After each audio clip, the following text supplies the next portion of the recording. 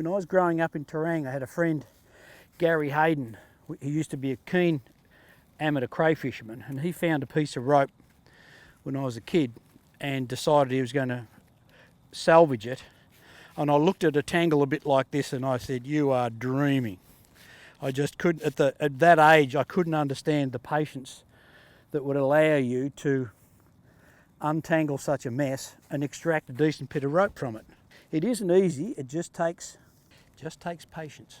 I'm a retired fisherman. Had 15 years as a commercial abalone diver, and I've kind of been interested in rope work. I'm not an expert, but I kind of do a nice splice, which is the limit of my kind of rope expertise, but I just enjoy doing it. I used to do it with maintaining my own fishing equipment, so I kind of have the skill, the inclination and the time, so it's just a nice way to do something positive. Winter months, take the dog over regularly for walks on the beach, and sooner or later you'll come across rope. And just this last winter came across 2 full lengths of what had been prey pot rope, and just very long lengths of rope, very tangled. Saw them on the beach, kind of pulled them aside and thought, you know, I could actually do something with those. So over a period of time, went back with the dog and very patiently untangled them on the beach so that you can put them into coils and then carry them, you know, put over your shoulder, carry them back home. So this is the splicing tool that I use.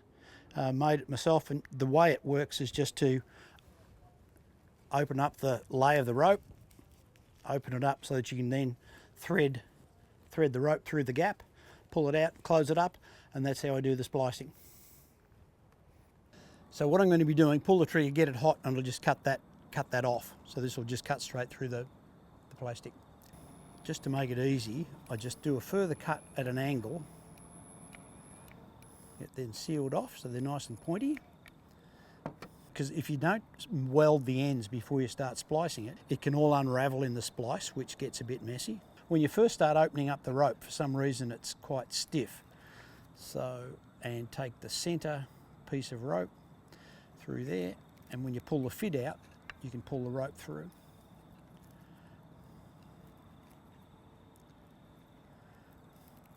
So if you get the first 3 right, then the rest of the splice just falls. You can see how that's just a really even 3 legs just nicely coming out evenly, and then it's a matter of just weaving over and under each one under the next layer of the rope, and you just weave your way back down through the rope.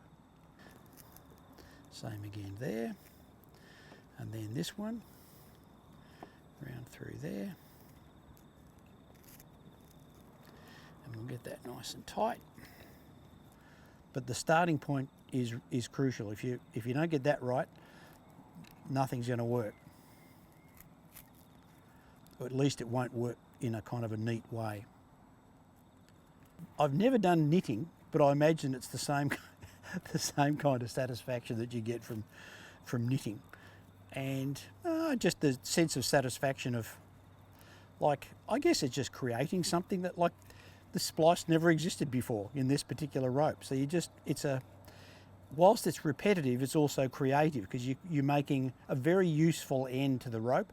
When you have an eye splice in a rope, you can do all sorts of things. You can thread another eye through it, you can tie a sheet bend, you can do a reef knot, you can do all sorts of things once you've got an eye in the end of the rope. It's a really useful termination to have in your rope that enables all sorts of things to happen from there.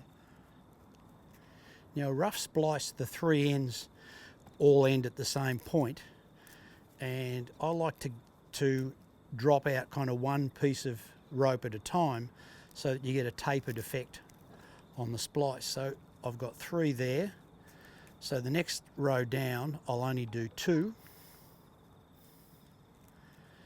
so that's 2 that time. So we'll drop 1 out, and then next time I'll just do 1, which is like that. Roll that in the hand to make it nice and smooth. And next is the magic bit.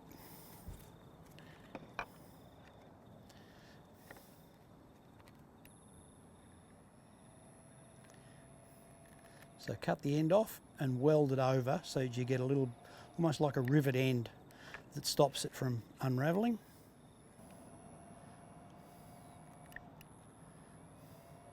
So the ancient mariners certainly knew how to splice rope, but they didn't have synthetic rope and they didn't have hot knives to neaten and trim them up.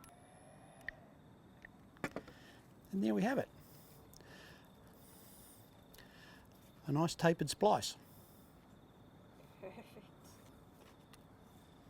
The rope I use is a mixture. Some I find myself on the beach, and after starting to kind of recycle that rope, then this has become a popular spot for people to drop off their rope, so I can kind of splice and recycle that as well. So most of these ropes I think have come from crayfishing pots. This is a heavier rope that tends to be used on the lower sections of crayfishing pots, and that yellow one there and that, they're typical cray pot lines, so the main line the fishermen would use on cray pots. I think, to be fair to cray fishermen too, although this stuff washes up on the beach, the last thing they want to do is lose their gear. They're not kind of being careless, it's just the nature of the fishery that sometimes the pots get stuck, they can't get them up, or the ropes break off. And you know, there's all sorts of ropes that get washed off boats, find their way into the ocean one way or another. But certainly most of this stuff is cray pot rope. Okay, well, you never know what you're going to find with the seaweed growth and tangle around some of these pieces. You know, some pieces come up even with frames from the cray fishermen's cray pots, stainless steel wire that's come from the net, so you never know what's going to come. That piece there is the snotter from a cray pot, so that's the really heavy piece of rope that the cray fisherman attaches to the pot. So that goes down to, that's been the cray pot that end. You can see the rust stains in the rope from the rusting cray pot, and you can see the frame of the cray pot has gone through those holes there in the loop. And then the other end, that's the beginning of the cray fisherman's line, which, as you can see, is almost worn through. They tend to use a double sheet bend, which is what you can see the remnants of there. A very good knot, one they can generally undo if they have to. So okay, then I had hundreds of metres of beautiful rope in the shed with absolutely nothing to do with them. You know, it's like these things are useful, of good quality rope, of value, and I have no use for them, but I'm sure other people would have. So from that, I thought, well, okay, I'll just put it down on a post. I thought, well, I'll just make a rack, which is the iron across the wooden stake. And I thought, oh, it kind of needs a bit of character, it needs dressing up. So then was the idea of the hairdo and the headband, stainless steel eyes, nose, and a bit of stainless welding rod for the facial features, and it's become quite an identity. So that's when Max came into being, with a sign saying, this is refurbished beach rope. If you need some, take some. And it proved really, really popular, to the point where sometimes I struggle with keeping up the supply of rope. But, you know, people who are other beachcombers are bringing lots of rope to me to do exactly what I'm doing, untangle, put out with Max for recycled use, and it's turned into quite a thing. And it's meant hundreds and hundreds of metres of rope that otherwise would have just been beach junk are now in various people's situations being put to the original intended purpose of rope, which is terrific. I've got no idea what people are using the rope for. Someone came and took, I think, about 3 or 4 pieces off Max one night. The lady yelled out, "Thank you very much." And then I think it was the next day, Shelley discovered a parcel at the front door, and it was a beautiful jar of homemade chutney with a note thanking us for the rope. So it was just a nice thank you gesture from Jack and Jean, whoever they are. But thank you, Jack and Jean.